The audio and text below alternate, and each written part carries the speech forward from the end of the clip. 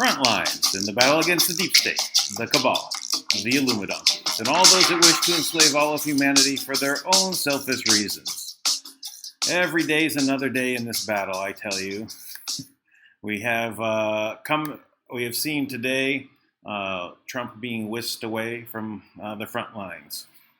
He was giving a press conference, and he was taken away all of a sudden. We'll get into that. What's going on. The story is almost identical to one that was a year ago. This is right on the heels of what we talked about yesterday, was Trump saying that he's going to have to disappear for a while because there is a lot of enemies that he's made. In particular at that time, it was about the prescription drug industry, where he's basically drastically reducing the cost of medicines for the American people. Is that if you sell it for 10 cents in that country, you have to sell it for 10 cents in our country, not $2. So this is made him a lot of enemies. There are many things that are going to be hitting. But we're going to discuss some of the other systems that have been put into place for Trump to maneuver us through this morass. It's almost like this giant cruise ship tanker. Let's use a tanker, giant tanker, right? And you need to turn it, right? So Trump started to turn this tanker around before he got in the office, right? Before he was elected, knowing that he was going to win because they weren't going to allow for the cheating to take place on the machines. So he's been laying out the groundwork. This involves him creating scenarios. For example, DACA. DACA was in the news. He was talking about DACA. He was saying, I gotta change DACA, and went to go ahead and change DACA by way of executive order. Now, Obama is the one that created DACA. Now, what DACA is for all the children that were brought over the border when their parents migrated over without authorization.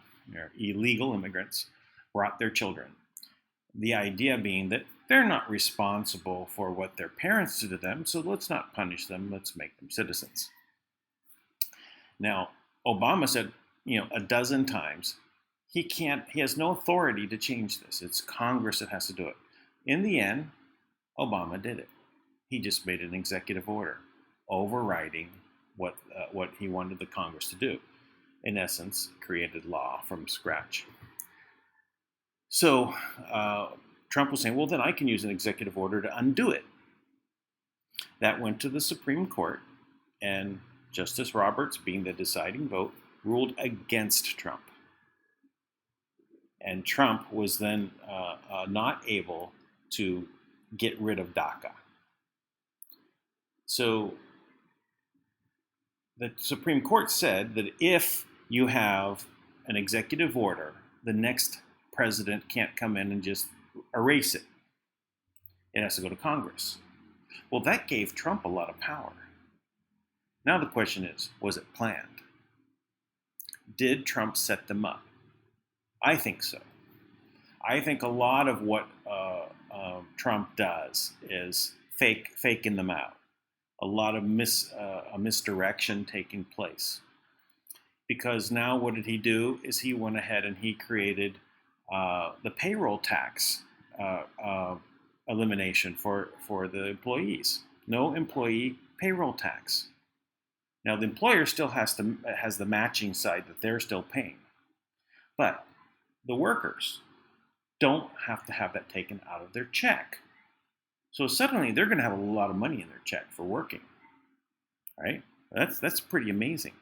Congress was not acting responsibly, and they wanted to load in these trillions of dollars for bailouts for the states and the cities that were misrun. And Trump said, no, we're not doing it. So Trump went ahead and he made an executive order, basically doing what Congress wouldn't do, same as Obama did for DACA. So now the next president coming in can't undo it. Interesting, right? So that goes to say a lot. So there's a lot of this kind of maneuvering taking place. So that's why I said it's taking a long time to turn this tanker around, this cruise ship, because it is so massive and it takes these little tweaks along the way to get it to move.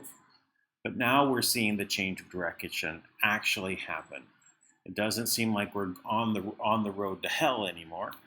Now it seems like we're on the road to abundance. So, all right. So let me go ahead and line up a few things here. Let's talk about a couple of things. So, what we were just discussing, we're going to kind of go over these executive orders with Kaylee.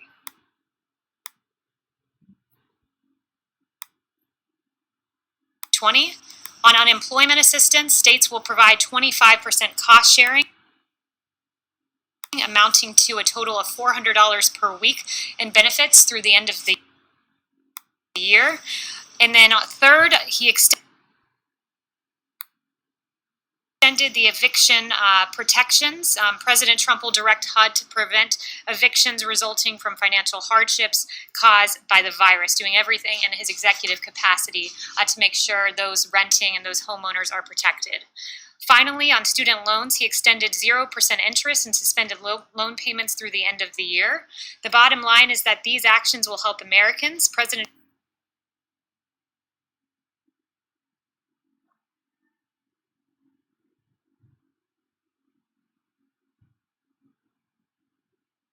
Okay.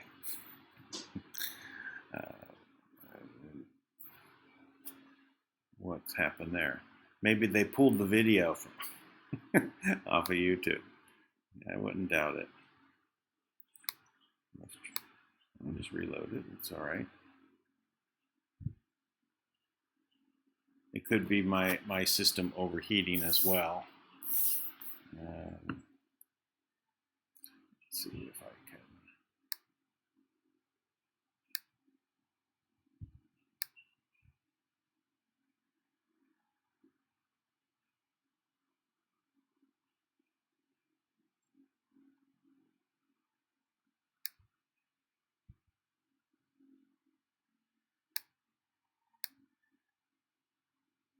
Yeah, my system is overloaded. This has been my challenge since I lost my desktop. Working off of this laptop to get these things done has been very challenging. So let's see.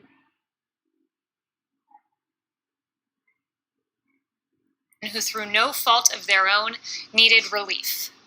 Politics, as usual, should find no place during this pandemic, but Democrats rejected multiple clean bills to provide relief. The American people... Yeah, let's just, I need to do something here on me. Sorry about this. I'm just trying to make it work. Are tired of games, they seek leadership, and President Trump delivered. This weekend, President Trump took executive action designed to provide the relief Democrats have denied to those who need it most. Through 4 executive orders, he took the following steps. On the payroll tax, he deferred payments of the employee portion of certain payroll taxes from September. So that's the first one. So basically, put off all of the payroll tax for the people who have to pay. So that's really, I think, the big one. Because keep in mind, this is what pays the interest that's attached to the money that's borrowed from the Federal Reserve. It's the payroll tax. It's all the taxes together, but this is the majority of it. First, through the end of 2020. On unemployment assistance, states will provide 25% cost sharing, amounting to a total of $400 per week in benefits through the end of the year. And then third, he extended the eviction protections. President Trump will direct HUD to prevent evictions resulting from financial hardships caused by the virus, doing everything in his executive capacity to make sure those renting and those homeowners are protected. Finally, on student loans, he extended 0% interest and suspended. So basically, so we have him, as he was just saying, extending student, making the interest payments zero on all the student loans. So you're not paying any interest. Again, no interest payments. Very important. So the other was the $300 as a unemployment benefit given to people instead of $400 is $300. So this was, I believe, also what people say. Well, where's that money coming from? Since the Congress did not authorize it, Trump said, "We have the money." What he meant by "we have the money," we'll have to wait and see. All right. So anyway, the other, what was the other one? Anyway, we got the idea. So this is the event where Trump was whisked away. Let's go through this. And the S&P 500 and the Dow Jones are going to be, the way they're going, it looks like they're just about going to be topping records hopefully soon. Excuse me? Shots fired outside, I think is what he said.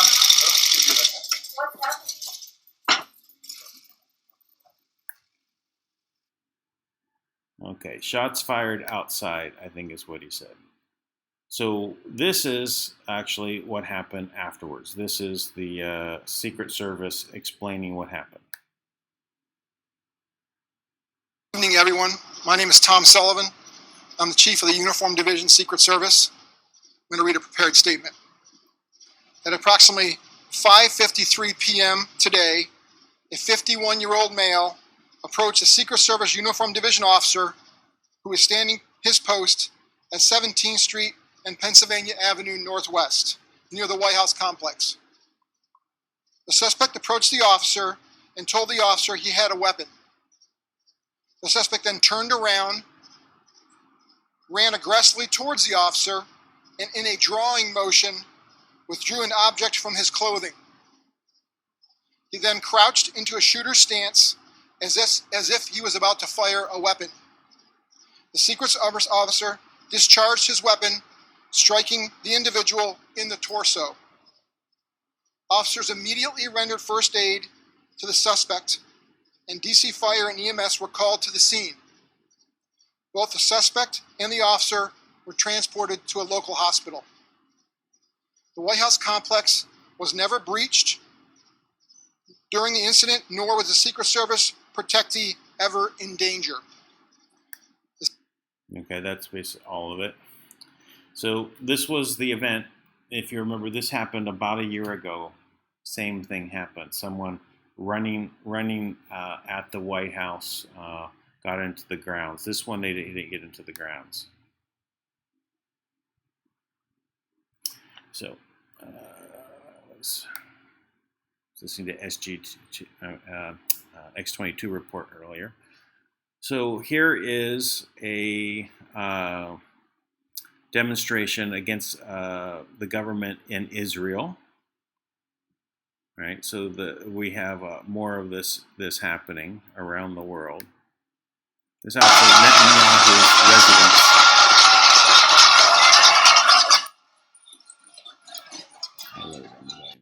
So that's basically at his house, right? How'd you like to have this outside your house? So they're protesting him.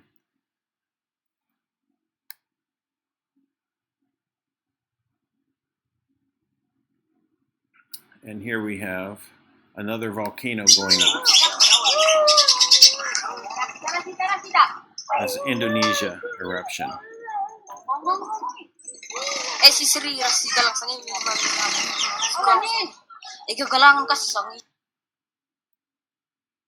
So, by the way, I live on a volcano. All right. This doctor is an old video. Dr. Robert Wilner, MD, PhD, injects HIV on TV, basically showing that it's not what causes AIDS. And so back then, in this video, he's slamming Dr. Fauci, calling him a quack. Right. So this is a pretty powerful video. I only got about 22 minutes into it to go back, but it's well worth looking into. This was in the wwg1wga.love Telegram group. I'll switch over to that right now.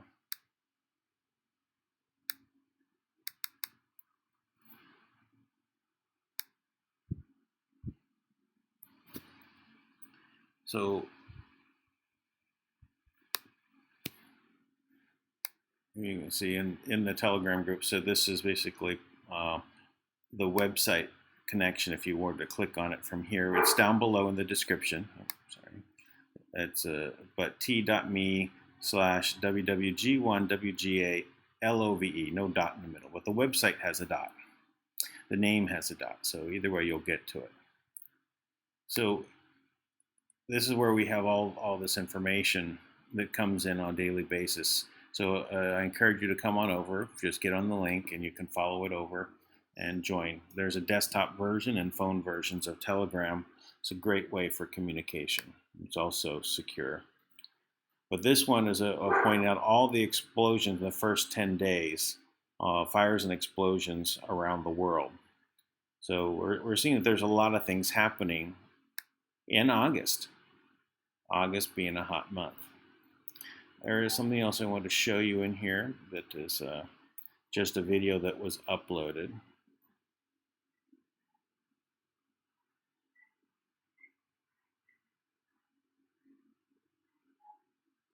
This is the one I was telling you about that actually is was hard to get off of Facebook. It was always stopping along the way, but it tells you the timeline. I also did put it on my YouTube channel just to basically, so that it was available, because it might be hard to find after a while, because things keep going scrolling and scrolling. So okay, the video I wanted to show you is, I must have bypassed it. Oh, this is a pretty funny one right here. They said this is Nancy Pelosi on a witch's broom. Some comedy.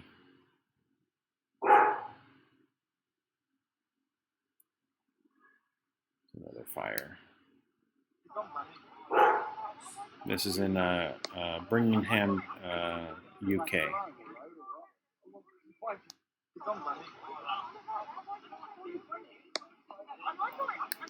Now the fires do happen. It's just there's an extraordinary amount of them that are going on right now. Okay, well, this is what I've wanted to really go over for today. So let me go ahead and swap this back over, and I'll talk about a couple of other things before moving on.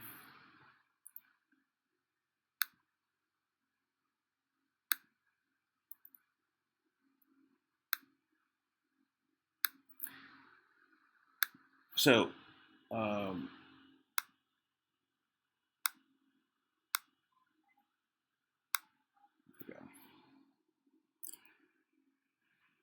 okay,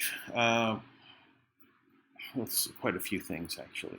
Okay, we see also that we've been making quite a big effort to organize in the assemblies, making a big effort in getting the United News Channel up and running, getting Life Force situated. I've got a lot of people asking me questions, and I answer them best I can. Best thing is to install the app, right, and join the discussions there. Though Telegram has they did. I'm not in the new Telegram group that they talked about on the meeting, but I'll join into that one. But that's the best thing, is get into the app, right? And then just watch, keep an eye on the United News Channel .tv website. So that's number one. So I had a friend of mine in England who's a banker, and I was talking with him, and he's saying that there is a big move to move money into new dollars, and they're doing this in Switzerland. One of his friends basically was called by their Swiss banker to go there. So we have to, know that there are different things at play. Some things are misinformation, some things not. We go back and look at all the stuff that happened during the GCR, Global Currency Reset information, talked about historical bonds. There's now a big push about forcing China to honor the original Chinese railway bonds that were created. And that they said, well, if you are the government of China, there's 1.2 trillion in bonds to pay off, right? So was a lot of times where China actually did pay on interest for that, but now all of it's due. But a lot, and they paid off to the UK on certain things in the 70s and 80s, I believe, but not to Americans. Right? So now Americans, they're claiming, I think we pay $75 million a day to China in interest on the bonds that they bought, the U.S. Treasury bonds. So there's a lot of stuff that's at play right now, and so that's why in turning this ship around, there's so much behind it that it's hard to really peg what actually is going to happen and when. We know that there has been these large amounts of money that were put up for the relief package in the beginning, but it looks like they haven't been able to get more money out. Right? Where is all that money? And then Trump comes out and says, "Well, we've got the money." Where is he getting the money? Maybe from the trust, possibly, maybe. Kim is saying that there might be a meeting coming up. So let's hope that this all moves forward. That way, this big tanker will turn around pretty quickly. Okay. So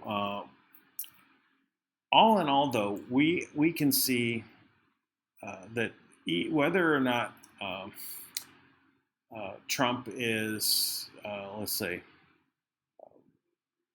like a super master in control and manipulating everything just to get the people to wake up, and he maybe already has control over a lot of the things, and he's gotten everything to the point where it's just unfolding the story. It's like this system, this ship was set up as a movie studio. Right? Everything is scripted. Everything is coming across the screen. Cue that news story. Get that government to do this. Get those universities to do this. Push this information out. It's all set up that way. And if you're taking control of the tanker, you don't come on and start bringing in a new control panel and new ways to steer the ship. You use what's there. So it was just something I was thinking about. Is this happening now? Right?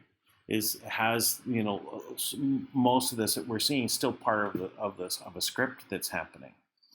So it could well be, but all in all, we're on the winning side. We're heading in that direction. We've got, of course, we got to get over the election, but it looks like everything about mail-in ballots is going to be probably taken care of by an executive order, and basically saying, to secure the safety of the elections, no mail-in ballots will be used. Voter ID must be implemented for next election cycle. You know, not for this one. Can't do it so quickly. But I think that's the stage that's set. That means there's no chance. Not only is there no chance for them to muddy the election, I'm getting to start. You know, it's like, when's it all gonna happen? When's the other shoe gonna drop? Is it sooner than later? I think we're gonna see the Durham boat land. You know, the Durham investigator, prosecutor, going to be putting out his cases, and it might be this month. It might be this week. And if that happens, we're going to see everyone being arrested. At least the big ones will be arrested, because these charges are really so devastating. So that there's not going to be a recovery for the Democratic Party at all. What we're going to be left with is a remnant of it. And we really have to start thinking, how do we take back our government? Assemblies are a very good step. From the assemblies, we are going to have to pick our leaders to put them in the seats of Congress. We have to, you know, it's not about making a party. It doesn't matter the party. We have to basically create a block of American ideals that we're going to take these people that support these ideals that we're working with in the assemblies and promote these people to help. So I think that's a very good direction for us to head. So we got to organize, got to make some steps. You know, whatever you think you can do, go ahead and make some steps. So on that note, I'll also say, you know, I appreciate everyone who has donated.